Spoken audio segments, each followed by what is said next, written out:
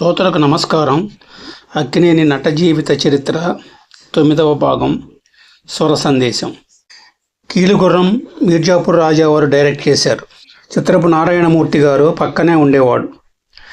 కీలుగుర్రం సమయంలో కూడా నాకు పెద్ద పరీక్ష. అది హీరో పాత్ర. నాటకాల్లో ఆడవేషాలు వేసి వచ్చాను కనుక నాలో ఆడంగి లక్షణాలంటూ ఉన్నాయని కొందరు అపోహపడ్డారు.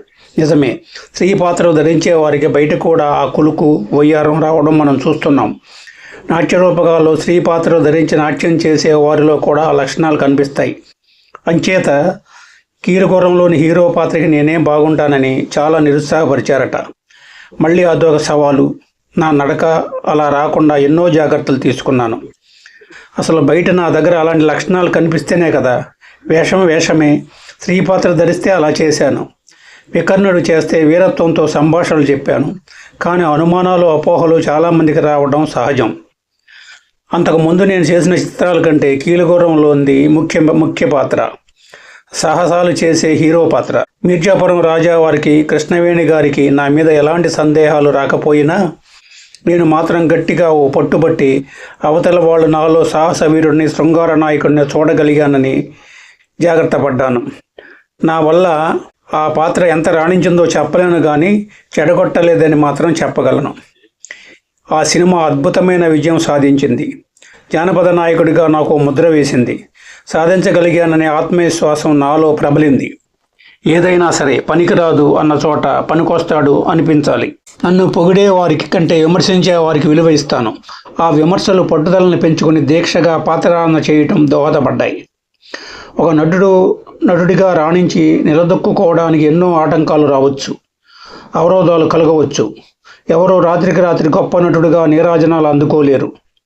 ధరించడానికి మంచి పాత్ర లభ్యం కావాలి. ఆ పాత్రల తీరు తెన్నులు బట్టి, అవధులను బట్టి నటించాలి. అదృష్టవశాత్తు నాకు అలాంటి పాత్రలు చాలా లభించాయి. కష్టతరమైన కొన్ని పాత్రలు ధరించడం కత్తి మీద సాము. ఆ పాత్రల లోతుబాతుల్ని, స్వభావాల్ని క్షుణ్ణంగా శోధించాలి. ఎందుకు నిర్వహించలేమో నిరూపించాలి అనుకునే తత్వం నాది. తొలి రోజుల్లో నిదానంగా ఈ తత్వం అలవడ్డానికి కారణం నా వెనుక జరిగిన విమర్శలు. ఆ విమర్శలే లేకపోతే నా కృషికి అవకాశం ఎక్కడొస్తుంది? పట్టుదలకి మార్గం ఎలా సిద్ధిస్తుంది? అందుకని ఆనాడు నేను పనికిరాను అనుకున్న వారికి, పరోక్షంగా అన్నవారికి ఎప్పుడూ నేను కృతజ్ఞుణ్ణే. సీతారామ జననం, మాయాలోకం, పల్నాడు యుద్ధం సినిమాల్లో నేను పాడవలసిన పాటలు నేనే పాడుకున్నా. బాలరాజులో కూడా నేనే పాడిన ఒక పాట మాత్రం ఘంటసాల గారి చేత పాడించవలసి వచ్చింది. ఆ పాట చెలియా కనరావా అన్న పాట. నేను పాడగా ఆ పాటను ముందుగానే న్యూటోన్ స్టూడియోలో దిన్షాకే టెహరాని సౌండ్ ఇంజనీర్ గారు రికార్డు చేశారు. బాగానే వచ్చింది. అందరూ బాగానే ఉందన్నారు. పాట తెలిసిన వాడిని గనక నాకెందుకో ఇంకా బాగుండొచ్చు అనిపించింది. గట్టిగా అనలేకపోయాను. ఆ పాట ట్రాక్ గ్రామ్ఫోన్ రికార్డుకి వెళ్ళిపోయింది. ఆ రోజులో రికార్డు మీదకి ఎక్కడానికి కలకత్తా వెళ్ళాలి. 9 నెలల ముందు పంపితే గానీ సినిమా విడుదల వేళకి రికార్డు మార్కెట్కి రాదు. చెలియా కనరావా పాట చిత్రీకరణ కూడా అయిపోయింది. ఎడిటింగ్ అయిపోయిన తర్వాత కూడా నాలో ఆ మేమంశ వదలలేదు. శృతి పక్వంగానే పాడాను, లోపం లేదు. కానీ మంచి పాట, పాపులర్ కావడానికి అవకాశం ఉన్న పాట. దాన్ని అలా వదిలేయకూడదు. ఇక లాభం లేదని నాలో నలుగుతున్న తర్జన భర్జన ఆపి బలరామయ్య గారితో చెప్పేశాను. పాట బాగానే వచ్చిందనుకోండి, ఎందుకో నాకు మాత్రం తృప్తిగా లేదు. ఘంటసాల గారి చేత పాడిస్తే అని సనిగాను. బలరామయ్య గారు అలాగే చేద్దాంలే అన్నారు. బహుశా నా మనసులో ఉన్నది ఆయన మనసులోనే ఉండి ఉంటుంది. నీ పాట అంత బాగోలేదయ్యా, ఘంటసాల చేత పాడేద్దాం అని ఆయన నాతో అంటే నేనేమైనా బాధపడతానేమోనని, నిరుత్సాహపడతానేమోనని చెప్పి ఉండకపోవచ్చు.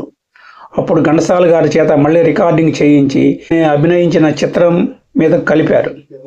బాలరాజులో ఉన్న ఇంకో పాట నేను ఈశ్వరలక్ష్మి పాడాం. అది అలాగే ఉంచేశారు. 2 కంఠాలు ఉన్నాయి కనుక ఈశ్వరలక్ష్మి మంచి గాయని కనుక ఆ పాట అంత ఇబ్బంది కనిపించలేదు. అలా ప్రవేశించారు నా నట జీవితంలో ఘంటసాల. గాత్ర సహకారిగా. అంతే. ఆనాటి నుంచి ఆయన చివరి దశ వరకు వీలున్న ప్రతి సినిమాలోనూ ఆయన పాటే నాకు అలా హత్తుకుపోయింది. ఎన్నో పాటలు నా నటనకు సగం జీవం పోశాయి. సశేషం.